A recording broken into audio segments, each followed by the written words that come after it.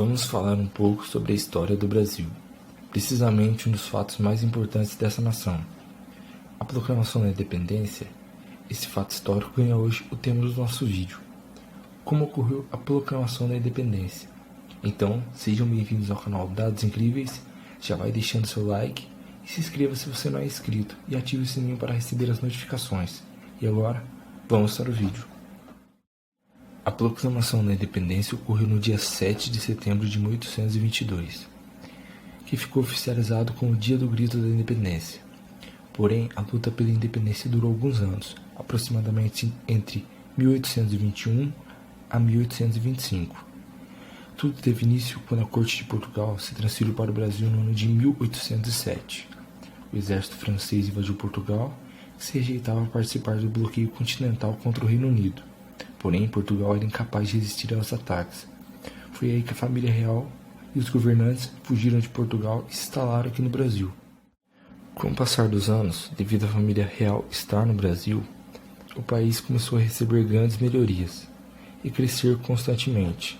Enquanto isso, Portugal acabou sendo deixado de lado e ficou à beira do empobrecimento devido à guerra contra a França, o que ocasionou uma enorme insatisfação dos portugueses com a coroa.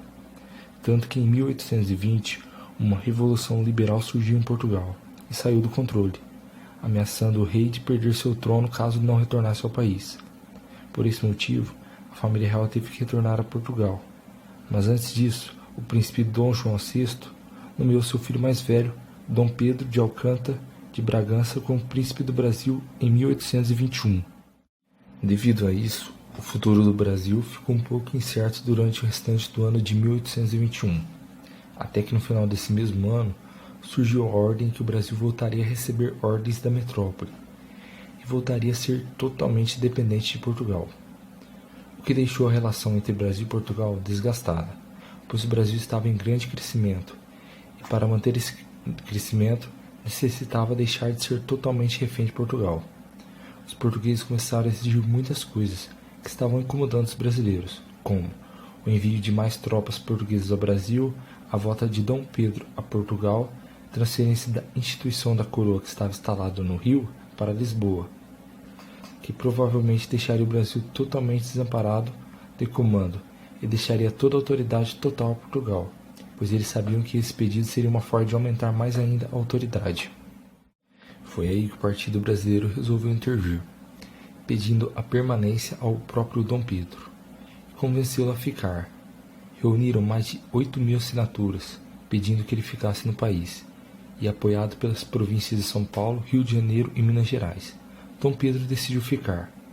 No dia 9 de janeiro de 1822, ele subiu a escada e disse: "Se é para o bem de todos e felicidade geral da nação, diga ao povo que fico." Esse dia ficou marcado como o dia do fico. Após isso, Dom Pedro resolveu demitir todos os portugueses que trabalhavam em seu conselho de ministros e os substituiu por brasileiros. A relação entre Brasil e Portugal estava se desgastando a cada dia que passava. Portugal queria que o Brasil voltasse a ser colônia portuguesa e tivesse domínio total de Portugal sobre ela.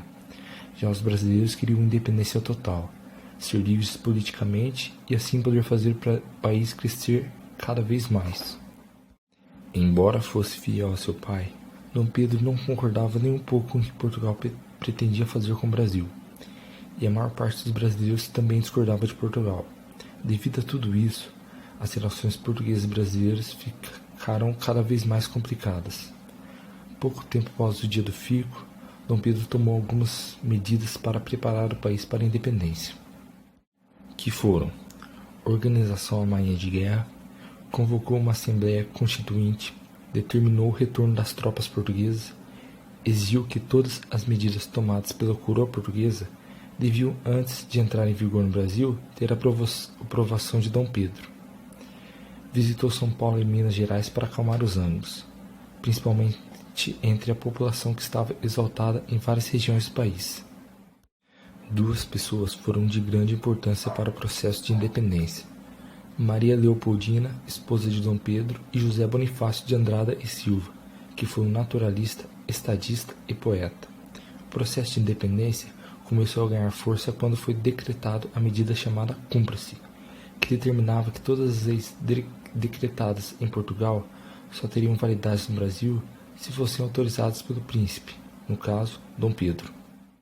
Em 28 de agosto de 1822, ordens de Lisboa chegaram ao Brasil, obrigando o retorno imediato de Dom Pedro, além de exigir a extinção de várias leis que estavam em vigor no Brasil e que eram consideradas pelos portugueses como privilégio. A ordem lida por Maria Leopoldina a levou à conclusão que já era hora de se romper com Portugal. No dia 2 de setembro, realizou uma assembleia e assinou uma declaração de independência e a enviou a Dom Pedro, que estava em viagem a São Paulo. Quando o mensageiro Paulo Begarro encontrou, estavam próximos ao rio Ipiranga. Dom Pedro leu todas as informações e decretou a ordem de independência, e às margens do rio Ipiranga gritou: independência ou morte. O famoso grito da independência ou grito do Ipiranga. Porém, não terminou por aí. Devido a várias revoltas pelas regiões, principalmente no Nordeste, comandadas por portugueses que não aceitavam a independência, atrasou muito o processo de independência. Essa revolta deixou a situação nada pacífica, o que ocasionou em guerra, que durou até 1824. Nesse mesmo ano, os Estados Unidos se tornaram o primeiro país a reconhecer a independência do Brasil. O primeiro país europeu a reconhecer a independência do Brasil foi a Inglaterra, que era aliada de Portugal, mas também tinha uma ótima relação de comércio com o Brasil.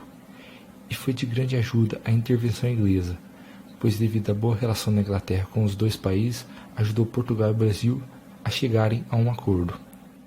Dom João VI acabou aceitando a independência do Brasil, e no dia 29 de agosto de 1825 assinou o Tratado Luso-Brasileiro, o que finalmente garantiu oficialmente a independência do Brasil. Porém, o Brasil teve que arcar com uma indenização de 2 milhões de libras esterlinas a Portugal, para que o país aceitasse a independência do Brasil, e também Dom João VI conseguiu o direito de utilizar o título de Imperador do Brasil. Porém, esse título não lhe dava poder algum sobre o país. Bom, é isso. Espero que tenham gostado do vídeo. Deixem seu like e se inscrevam no canal. E até o próximo vídeo.